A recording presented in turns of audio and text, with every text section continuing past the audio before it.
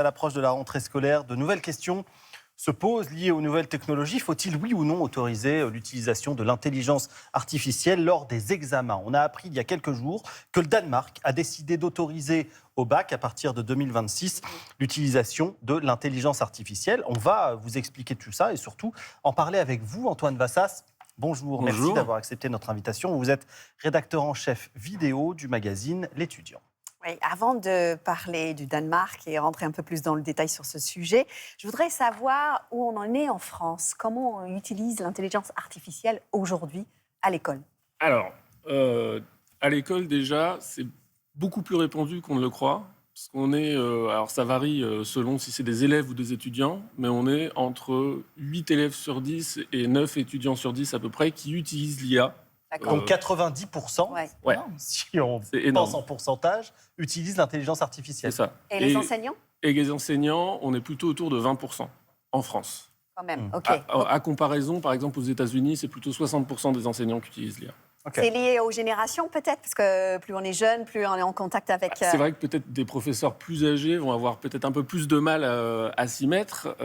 Et puis, c'est aussi qu'on en est au tout début encore. Ça va continuer de grossir et continuer d'évoluer. Il y a des IA qui sortent toutes les semaines. Donc, on n'est qu'au début. Pour vous donner ce chiffre de 90%, ça donne quand même l'ampleur du phénomène. Est-ce qu'on doit considérer l'intelligence artificielle comme une révolution, au même titre qu'Internet, par exemple, l'a été il y a maintenant quelques décennies, et du coup ne pas en avoir peur? Alors, on doit toujours avoir peur, je pense, parce que l'IA, c'est énorme. Mais effectivement, moi qui ai connu l'essor d'Internet, l'arrivée d'Internet, j'ai l'impression que c'est à peu près comparable pour les nouvelles générations. C'est un outil extrêmement puissant qu'il faut utiliser de manière très intelligente. Et c'est là où, justement, il y a tout un travail de formation qui doit être fait pour accompagner et les enseignants et les élèves. Alors, Elisabeth Borne, ministre de l'Éducation nationale, fait sa rentrée évidemment aujourd'hui. C'est un enjeu politique. Comment réagit la ministre face à l'IA? Elle était chez vos confrères de Brut hier, donc elle en a parlé. Donc elle a parlé d'une IA dédiée aux enseignants pour les aider à préparer leurs cours, à débroussailler, etc. Dans les faits, ça existe déjà. Je pense qu'un enseignant qui sait utiliser correctement ChatGPT, il va pouvoir de toute façon améliorer son travail, s'il le fait de manière intelligente, évidemment.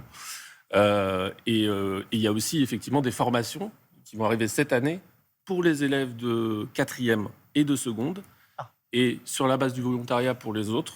Mhm. C'est une formation d'1h30. Hein. Donc pour l'instant, c'est pas un pied dans l'IA, c'est un petit orteil à peu près. Ouais. Mais c'est déjà un début. Oui, c'est un petit orteil, vous le dites, mais quand on compare en effet au Danemark, on l'évoquait Oui, en c'est ça. introduction, à partir de 2026, je vous explique quand même comment ça se passe. L'épreuve d'oral d'anglais se déroulera et chaque élève aura 1 heure pour la préparer. Et pendant cette heure de préparation, les élèves ont tous les outils à leur disposition, que ce soit Internet et l'intelligence artificielle. Est-ce que vous trouvez que c'est une bonne idée ou ça va trop loin? Alors déjà, le Danemark, effectivement, il permettait l'usage d'Internet pour certains examens depuis 2008. Mhm. Donc on va Ils dire que étaient c'est déjà un peu très en avance. Donc, voilà, ils étaient déjà un peu en avance. Et puis, effectivement, c'est pour une épreuve, pour préparer son oral, et c'est sur la base du volontariat des élèves. Mhm. Donc potentiellement, ça peut changer la note. Oui, C'est-à-dire que les élèves qui choisissent d'utiliser l'IA, ils vont peut-être être notés différemment. Mais effectivement, ça montre aussi quand même qu'il y a peut-être... alors je ne sais pas si c'est peut-être un effet de communication aussi, parce que ça reste quand même... mais ça montre effectivement que certains pays sont déjà un peu plus en avance que nous sur ces questions. Dans 10 ans, à quoi pourrait ressembler l'IA dans les écoles partout dans le monde, en France? C'est une grande question. Alors, quand on remonte un tout petit peu avec l'arrivée de l'IA dans le grand public, ça remonte à 2022. Là, ça s'est beaucoup généralisé l'année dernière, de plus en plus. Donc, c'est difficile pour moi de vous prédire ce que ça va être dans 10 ans. Est-ce qu'on aura des profs en IA, etc. De toute façon, ça va tellement vite. Il y a tellement de choses qui En tout cas, sont on faites. est au début, c'est ça. C'est Ouais. le balbutiement aujourd'hui et on verra bien. Oui, c'est ça. Ça s'améliore. Il y a Sam Altman, donc celui qui a créé ChatGPT, OpenAI. Il disait que là, la dernière version qui est sortie cet été, ChatGPT 5, c'était l'équivalent de discuter avec un doctorant. Mhm. Et qu'avant, c'était plutôt un jeune étudiant et avant un lycéen. Donc, Ouais, donc l'intelligence artificielle, il y évidemment, a du progrès et ça va très, s'améliore très et vite. progresse. Merci beaucoup, Antoine Vassas. On vous invite dans 10 ans pour en parler encore. Et on Peut-être sortira oui. les archives.